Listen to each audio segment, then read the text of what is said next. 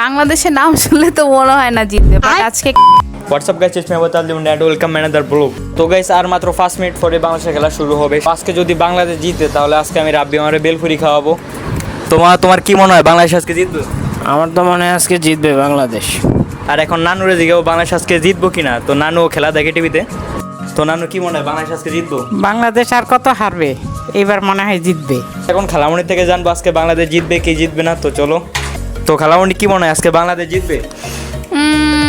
বাংলাদেশের নাম শুনলে তো মনে হয় না জিতবে, বাট আজকে কেন জানি মনে হইতেছে বাংলাদেশ জিততে পারে।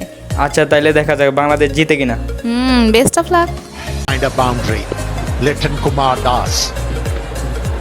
তো আজকে লিটন দাস আর শামীম হোসেন সরকার ভালোই খেলছে। তো লিটনে করছে 50 বলে 76 আর শামীম হোসেনে করছে 27 বলে 48। তো তাদের কারণে আজকে আমরা ম্যাচটা দিচ্ছি।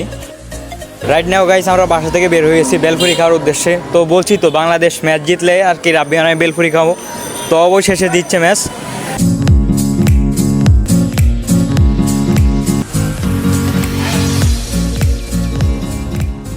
তো গাইস, অবশেষে চলে আসছি বেলপুরি খেতে, যে রাব্বি মামা। তো আমরা দুইটা নিয়েছি।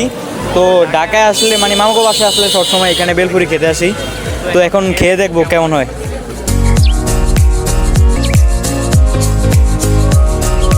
তো কিছুক্ষণ রেস্ট নেওয়ার পরে রাব্বি আমার অনার্স ভর্তি কনফার্মেশনের জন্য আবেদন করবে। তো গাইস, আল্লাহর রহমতে আমার আবেদনটি সাকসেসফুল হয়েছে। তো 21 তারিখ থেকে আবার ক্লাস শুরু হবে। তো ক্লাস শুরু হলে ওই দিন আমি একটা ব্লগ করতে চাই। যদি ব্লগটা করি তাহলে তো অবশ্যই দেখবা। আর যারা এখনও চ্যানেলটা সাবস্ক্রাইব করেন এখনই সাবস্ক্রাইব করে দাও। সবাই লাইক করবা, ঠিক আছে? সবাই ভিডিওতে লাইক করে দাও। তো গাইস, আজকের ভিডিও পর্যন্তই। দেখো পরবর্তী কোনো এক ব্লগে। যদি ব্লগটা ভালো লাগে এখনই লাইক করতে ভুলবা না। আর চ্যানেলটা যারা এখনও সাবস্ক্রাইব করে না সাবস্ক্রাইব করে দাও।